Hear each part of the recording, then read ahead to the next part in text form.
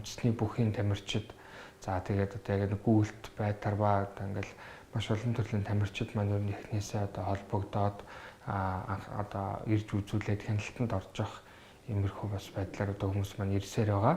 Тэгэхээр бид нар бол аль болох өөрсдийнхөө багийг хүний нөөцийг улам хөгжүүлж чадахжуулаад олон төрлийн одоо олон төрлөөр ерөөсө мэрэгшүүлэх юм шаардлагатай байгаа.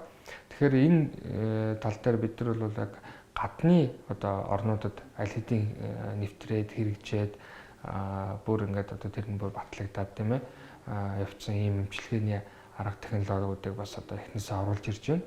За энэ маань бол яг спортын сэргээн засахад хэрэглэгдэж байгаа.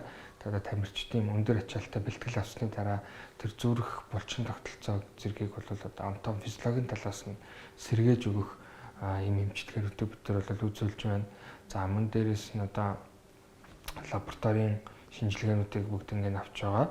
За явандаа бол мэдээж яг энэ биеийн тамирын спортод хамгийн тулгамдсан асуудлуудын нэг бол допингийн асуудлыг ч гэсэн бид нараас хөндөж допингийн тестүүдийг шинжилгээнүүдийг хийх одоо энэ бас арга сувгийг бас нэвтрүүлэхийг одоо зорж байгаа.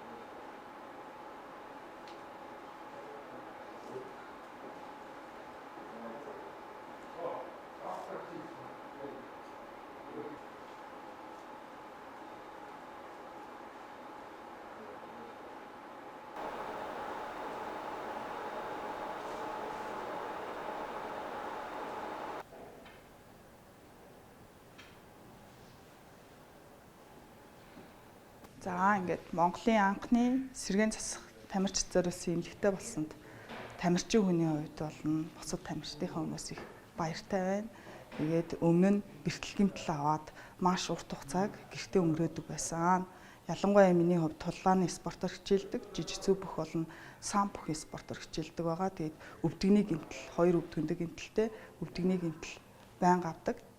Өмнөх гэмтлээ ер нь бол эмчилгээ хийлэхгүйгээр ган барих журмаар эдгээдэг байсан бол энээс хойшид энэ хүү эмнэлэгт даатгаад эмчлүүлэх бүрэн боломжтой болсонд